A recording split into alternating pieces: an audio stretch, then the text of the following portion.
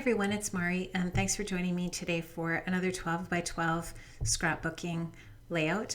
And I'm going to be working on a layout with the photograph that I just showed you there of myself and my kids at last year's Spring Sprint event, which is an event, a fundraiser for the Canadian Brain Tumor Foundation. I'm just working on some white cardstock there. I'm just putting some matte gel medium on there, and it's some Dina Wakley matte gel medium. And I'm just working it onto my layout, onto my cardstock, and because I'm going to be adding some Hazel and Ruby tissue paper to that, and I want the tissue paper to stick to the gel medium. So I'm just taking off a random piece. I'm not really too concerned about the writing that's actually on it. I'm trying to provide a bit of a background, some texture to the background, and I'm just adhering that onto where I've got the gel medium on that white cardstock. So I'm just randomly putting it on there, and you'll see me kind of, tear it a bit and add chunks and so on and so forth, and just manipulate it a little bit so that I have the look that I'm trying to achieve there. I used a sketch for this layout, and the sketch is by Karen Gerber. The sketch I used was on Pinterest, and I have it pinned to my Project Life and Scrapbooking board on Pinterest. You can check that out if you want to see the actual sketch. So I'm just adding some more gel medium there where the paper is not stuck down. So I just, there might have been some spots there where I missed with the gel medium, and just making sure that that's all adhered down to that white cardstock. So the gel medium is super, super sticky, and this is a really great way to add tissue paper to your background. And you'll see me just kind of fussing with it and making sure that it's stuck down there and that it's relatively flat. Although I'm not too concerned if it does bubble up a little bit here and there, because it's just a layer, so there's stuff going on top. Now I'm going to add some of this Bo Bunny stamp, and I'm going to use some Memento ink, which is a waterproof ink. And I'm actually going to put that stamp onto a block because I have a few spots that I want to use it, so I just stick it on there. So one of the things that you'll see me do is I put that stamp onto where that gel medium is in some places. So where the tissue paper is, there's gel medium on there. And the thing is that gel medium is not porous. And so that Memento ink is going to be, I'm going to be able to move it a little bit. So I take off camera, I think in a minute here, I think I remove some of it, and I don't know if you see me do that or not, but I just do it because it just gives it a little more of a distress look. So now I'm just taking some distress ink, and that one is Broken China, I think, and I'm just taking that Tim Holtz tool, and I'm going to just take that and rub it around the edges a little bit, just to create a little bit of a distressed border around the edges, just to add some color to the edges of the paper and draw the eye, I guess, to the edges, and bring that color, the Broken China color, onto the edges, because I'm going to be using a color of blue that's pretty similar to that on the mat for the photo. So it's just to bring that blue color into the layout as well. On the outside edges as well as on the inside of the layout. So it just kind of brings the colors together a little bit. So I'm just distressing it a little bit with that tool and just adding it as a layer to the background. I love doing my own original backgrounds. I find that it just, it gives you the opportunity to really make it the way that you want it. So here you can see that I've added some vintage photo distress ink in the same kind of method as I was using that blue. Now I'm just taking some Liquitex gesso, and this is opaque. And the reason why I'm using opaque is because I want it to just mute that distress ink. So I'm layering it over top of the ink just to tone the ink down a little bit.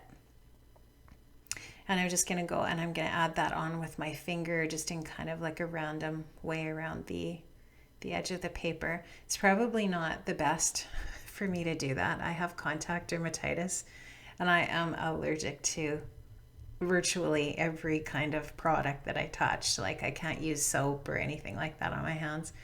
So, but it's okay. My hands are sore right now, anyways, because we've been renovating our bathroom and I've been painting in there. So, well, they'll be fine. They'll heal.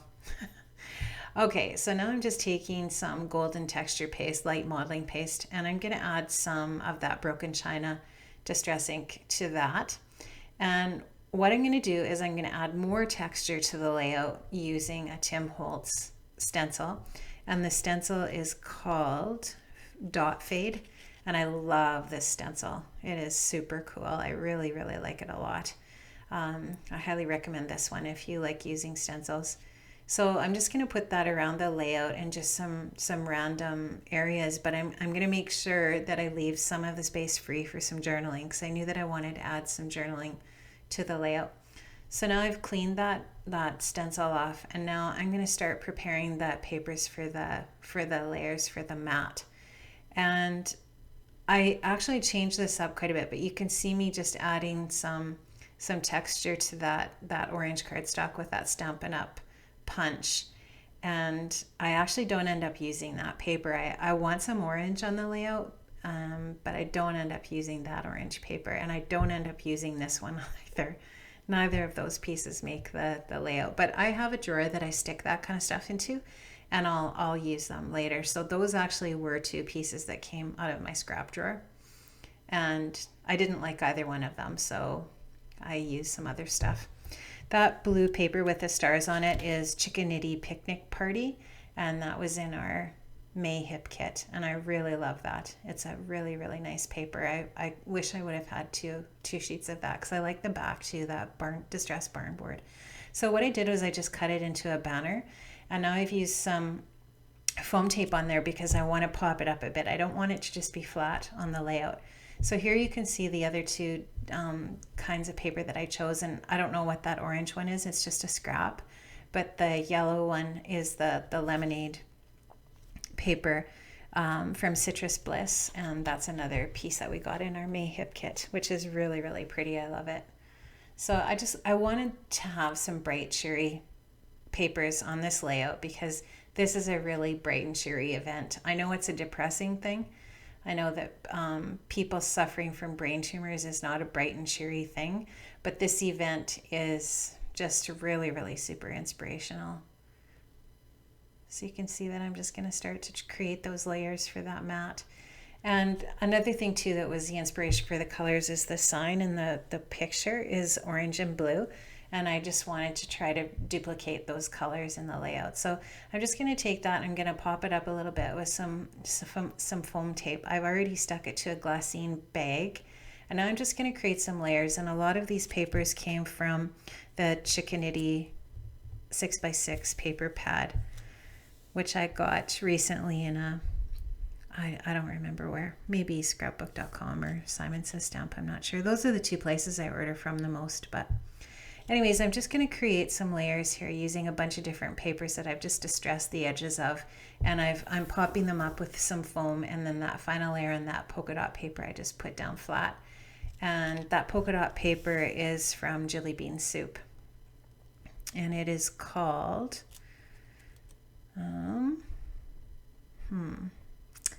Toasted Pistachios. That's nice paper. So this is just a little chipboard frame for Maggie Holmes Open Book that I'm going to stick down there. And I've got a little chipboard heart on that too that's from Craft Market. And there's an On Trend banner up there, a chipboard banner below it, and just a little star there that's a ephemera piece, I think, from Maggie Holmes Confetti.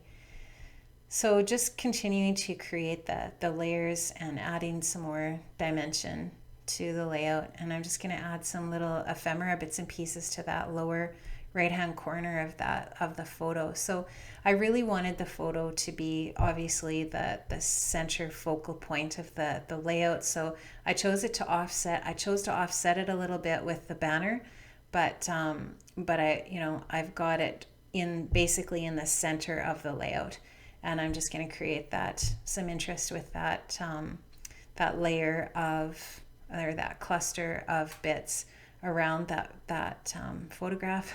I'm just giving the thumbs up there because I put that ephemera piece on upside down. But anyways, I fixed it. So, and I'm just going to add some of those little plant pieces from the Maggie Holmes confetti ephemera package, and I could not staple that because it was too far in, so I'm just gonna stick that down.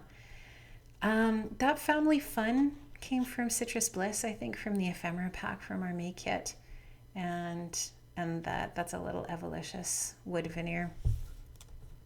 So I'll put a list of the ingredients on my blog, marieclarkcreations.wordpress.com. And so you can check out what the different bits and pieces are if you are interested in any of the things that I used on this layout. So pretty soon, June 7th, is the next spring sprint. And so my kids and I will be walking in the spring sprint next Sunday in Saskatoon to raise awareness and money for families and people who are suffering from brain tumors. And last year, the one family raised, I think it was in the neighborhood of $13,000 or something like that. It was just unbelievable. So we're gonna go and we're gonna make some donations, and we're gonna go on the walk. So that'll be next Sunday. So that'll be really nice. So I just adhere that layout to that black and white polka dot, which really makes the layout pop. And I thought I had it sized down to the right size, but I didn't. So I'm trimming that off a little bit because I want there to be roughly the same amount of black and white polka dots around the edge, and just fussing with it a little bit to make sure that it's even there. And I was going to do some journaling, and then I decided, nope, I'm going to do that off camera. And now I'm adding those Studio Calico puffy stickers, and I labor over the title, where to place it for quite a while. And I end up placing it at the bottom of the layout. So I apologize for the amount of time that it took me on camera to sort this out. But I do end up moving it to the bottom. Those are really, really fantastic alphas, by the way. The Studio Calico puffy letters from Seven Paper. And I don't know if they're called Amelia or not. I don't think so. But they were with that kind of grouping of new papers and stuff. And it's from Studio Calico. But I think I got them from My Scraps and More. So, and the little mini alphas are pebbles, and they match that blue paper just perfectly. In fact, I thought they were from the same company, but they're not. The blue paper is from Chickenity. It's that picnic party paper. So you can see how I move those letters down to the bottom. I love how they're scrolly. They kind of almost look like handwriting, and they're gold. So those were a good purchase. I think I actually ended up getting 2 packs of them, so that was good because I'll use those up. Sorry, I'm off the camera a little bit here. So I'm just about done. I end up doing some splattering and add some thread off camera and some journaling, and I'm going to show you that right away here. You can see the little bits and pieces that I added, the orange thread in the upper left-hand corner there of the photo mat. And you can see the journaling there, which just talks about the spring sprint. And you can see that I've added some Heidi Swap Color Shine in that peach. And I've added some India ink black splatters. And I also added some little, those little photo or flower ephemera pieces as well, which I think are Maggie Holmes confetti maybe. So thank you so much for joining me today. Thank you. Bye.